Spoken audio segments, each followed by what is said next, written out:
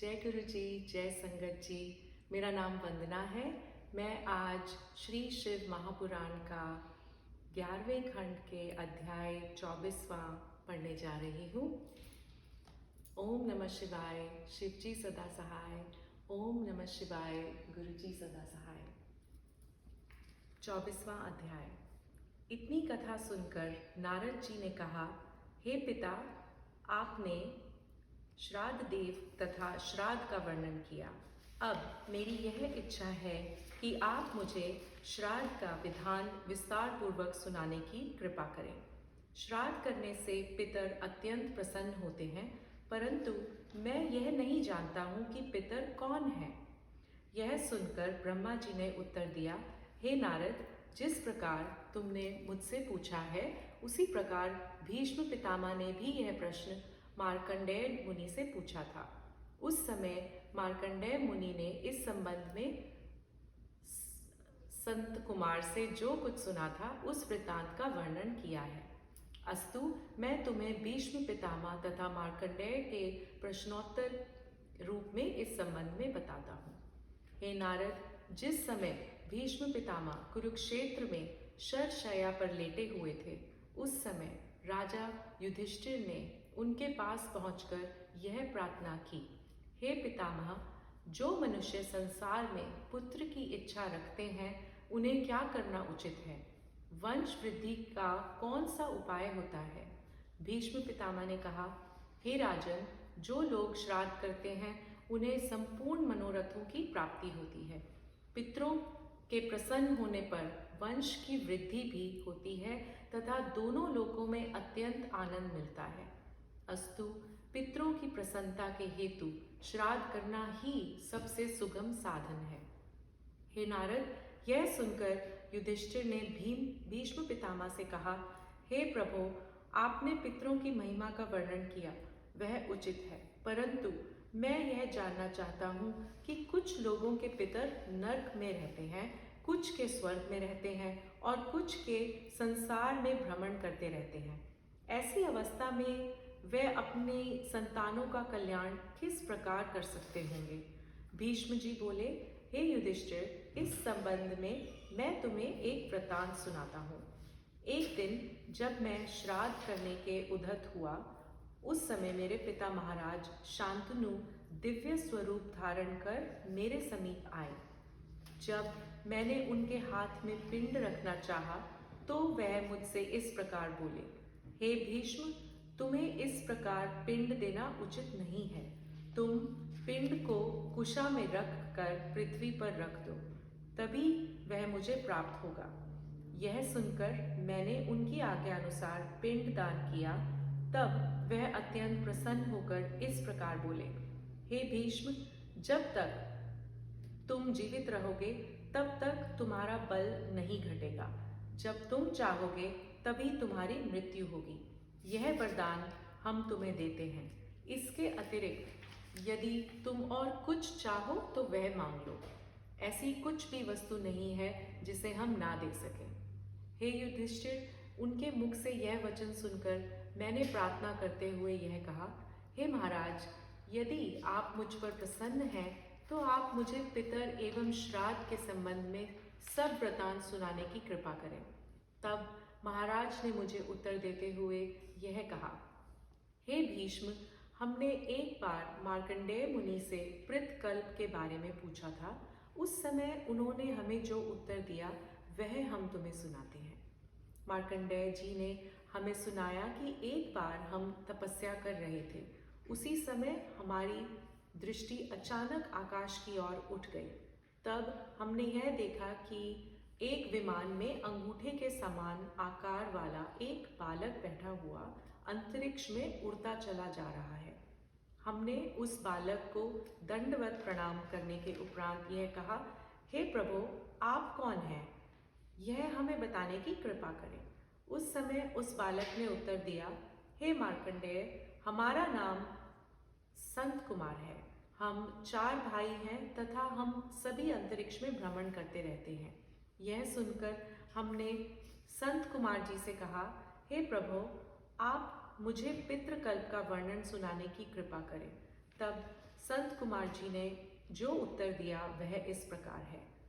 संत कुमार जी ने कहा, हे मार्कंडेय, पूर्व काल में जब ब्रह्मा जी ने देवताओं को उत्पन्न किया तो उन्होंने सबको यह आज्ञा दी कि तुम हमारी संतान हो, अस्तु यज्ञ किया करना।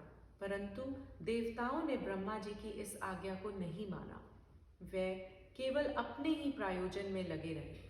तब ब्रह्मा जी ने अत्यंत क्रुद्ध होकर यह श्राप दिया, हे देवताओं, तुमने हमारी आज्ञा का तिरस्कार किया है, अस्तु तुम सब ब्रह्म ज्ञान एवं सत्य ज्ञान से रहित होकर माया में भटकते रहोगे। ब्रह्मा जी ने इस श्राप के कारण सब देवताओं का ज्ञान नष्ट हो गया। तब वह अत्यंत दुखी होकर उनकी शरण में गए और अत्यंत सेवा करके यह कहने लगे, हे पिता, आप हमारे अपराध को क्षमा कर पुनः ज्ञान प्रदान करें। उस समय ब्रह्मा जी ने उनसे यह कहा, हे देवताओं, तुम सब अपने विमानों से नीचे उतरकर अभिमान त्याग अपने पुत्रों के पास जाओ और इस संबंध में उनसे प्रार्थना करो। ब्रह्मा जी की इस आज्ञा के अनुसार सब देवता अपने पुत्रों के पास गए तथा उनसे यह कहने लगे कि तुम हमें ज्ञान प्रदान करो। उस समय उन सभी पुत्रों ने अपने अपने पिताओं को संबोधित करते हुए इस प्रकार कहा, हे पुत्रों, तुम अब पूर्व व्रत पुनः ज्ञान प्राप्त करोगे। जब देवताओं ने अपने पुत्रों के मुख से अपने लिए पुत्र संबोधन सुना तो वह अत्यंत आश्चर्य में भरकर ब्रह्मा जी के पास गए तथा लज्जित होकर यह प्रार्थना करने लगे, हे पिता, यह तो बड़ा अंधेर है कि हमारे पुत्र मुझको अपना लड़का कहते हैं। आप कृपा करके यह भेद हमें समझावें। देवताओं की प्रार्थना सुनकर ब्रह्मा जी ने उत्तर दिया, हे देवताओं, तुम्हारे पुत्र ज्ञानी तथा विद्वान हैं। तुमने जिन्हें उत्पन्न किया है वे सब धर्म की वृद्धि करने वाले हैं। अस्तु तुम सभी देवता परस्पर एक दूसरे के पुत्र हो। अब तुम्हें यह उचित है कि तुम सब मिलकर यज्ञ करो, तभी हम तुम्हें आनंद प्रदान करेंगे। हे मार्कंडेय, ब्रह्मा जी के मुख से पितरों का यह मुख्य वृतांत जानकर सब देवता अत्यंत प्रसन्न हुए। उसी समय से सब देवता तथा पितर संयुक्त होकर संसार के संपूर्ण कार्यों को करते हैं। जो मनुष्य पितरों का श्राद्ध करते हैं वह अपने संपूर्ण मनोरथों को प्राप्त करते हैं। सभी पितर परस्पर एक दूसरे के पुत्र हैं। इनमें 7 प्रकार हैं। 3 प्रकार के पितर शरीर रहित हैं तथा 4 प्रकार के पितर शरीरधारी हैं। हे मार्कंडेय, पितरों की ऐसी महिमा जानकर तुम उनकी भक्ति करो। जप तथा योग आदि उपायों द्वारा भी जो परम पद को प्राप्त नहीं होता वह प्रेम पूर्वक पितरों की सेवा करने से मिल जाता है। जो मनुष्य अपने गोत्र का उच्चारण कर शुद्ध मंत्रों द्वारा पितरों का पिंडदान करते हैं वह सदैव प्रसन्न रहते हैं। श्राद्ध के समय पिता, पितामह आदि सभी पिंड ग्रहण करने के लिए आते हैं। पितरों को तर्पण देने वाले दोनों लोकों में सदैव आनंदित रहते हैं। मार्कंडेय मुनि बोले, हे शांतनु, इस प्रकार पितरों की महिमा सुनाकर संत कुमार ने मुझे दिव्य दृष्टि प्रदान की। अस्तु तुम्हें भी यह उचित है कि तुम पितरों की भक्ति करो, क्योंकि पितरों के समान श्रेष्ठ अन्य कोई नहीं है। जो पितरों की महिमा को पढ़ते तथा सुनते हैं वह भी दोनों लोकों में अत्यंत आनंदित रहते हैं। जय गुरु जी।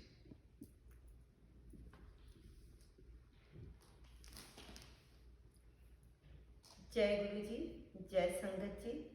मेरा नाम सुनीता है। मैं आज श्री शिव महापुराण का 11वें खंड का 25वां अध्याय पढ़ने जा रही हूँ। ओम नमः शिवाय, शिव जी सदा सहाय। ओम नमः शिवाय, गुरु जी सदा सहाय। ओम नमः शिवाय, शिव जी सदा सहाय। ओम नमः शिवाय, गुरु जी सदा सहाय। 25वां अध्याय। यह वृतांत सुनाकर भीष्म पितामह ने राजा युधिष्ठिर से कहा, हे राजन, महाराज शांतनु, इतना कहकर पिंडदान ग्रहण कर अंतर्ध्यान हो गए। अब मैंने मार्कंडेय मुनि के पास जाकर पितृकल्प के संबंध में पूछताछ की। उस समय मार्कंडेय जी ने मुझे पितृकल्प के संबंध में सुनाते हुए यह कहा था, हे भीष्म, पूर्व काल में भरद्वाज मुनि ने 7 पुत्रों को जन्म दिया था। वे सब बड़े योगाभ्यासी हुए, परंतु किसी कुकर्म के कारण योग भ्रष्ट हो दूसरे जन्म में विश्वामित्र मुनि के पुत्र के रूप में उत्पन्न हुए। उस समय उनके नाम इस प्रकार है। पहला पाकदिष्ट, क्रोधन, उदित, हनुसर, शुनक, विषसर तथा पितृवर्ती। इन 7 ने गर्ग मुनि को अपना गुरु बनाया। तदुपरांत विश्वामित्र ने एक बार अप्रसन्न होकर इन 7 लड़कों को शाप देते हुए अपने आश्रम से बाहर निकाल दिया। तब वे गर्ग के यहाँ चले गए। गर्ग मुनि के यहाँ एक कपिला गाय थी। वह प्रतिवर्ष एक बछड़े को जन्म देती थी। एक दिन वह गौ बिना किसी चरवाहे के अकेली वन में चली गई। तब गर्ग मुनि ने इन 7 गाय को ले आने के लिए भेजा। हे भीष्म, जिस समय वे 7 गाय को लेकर लौट रहे थे, उसी समय उन्हें बड़े जोर से भूख लगी। तब उन्होंने अपनी बाल बुद्धि के अनुसार गौ को मारकर भूख मिटाने का विचार किया। उनमें से कुछ बालक तो गाय को मारने के पक्ष में थे और कुछ यह कहते थे कि गुरु की आज्ञा को मानना ठीक नहीं है। अंत में जो बालक सबसे छोटा था और पितरों का भक्त था, उसने सब लोगों को संबोधित करते हुए यह सुझाव दिया कि तुम लोग सर्वप्रथम पितरों का आवाहन करके श्राद्ध करो, तदुपरांत इस गाय को मारकर खा लो। ऐसा करने पर कोई पाप नहीं लगेगा। छोटे भाई की यह बात सब भाइयों को पसंद आ गई। तब उन्होंने गाय को मारकर अपनी भूख को बुझाया और गुरु के पास जाकर यह कह दिया, हे गुरुदेव, गाय को तो सिंह खा गया, केवल उसका बच्चा शेष रह गया है। गर्ग मुनि अत्यंत कृपालु तथा सीधे थे, अस्तु उन्होंने इस कथन को सत्य समझकर कुछ भी नहीं कहा। हे भीष्म, मृत्यु के उपरांत वे 7 भाई एक व्याध के घर में उत्पन्न हुए। यद्यपि उन्होंने वह व्याध का जन्म पाया था, तो भी पूर्व जन्म के कारण वे जीवों की हिंसा नहीं करते थे। उन्होंने सारंग देश में स्थित हो कर धर्म व्रत का कठोर पालन किया। पूर्व जन्म में उन्होंने पितरों का तर्पण करने के उपरांत गोवध किया था, इसलिए वे पूर्व जन्म के हाल तथा ज्ञान नहीं भूले थे। व्याध के घर में जन्म लेने पर उनके नाम इस प्रकार हुए: नरवीर, निवृत्ति, शांत, निर्मण, क्रतु, शशि तथा मातृव्रति। जब इनके माता पिता मर गए तो ये 7 धनुष बाण छोड़कर धर्म मार्ग में स्थित हुए और समय आने पर मृत्यु को प्राप्त हुए।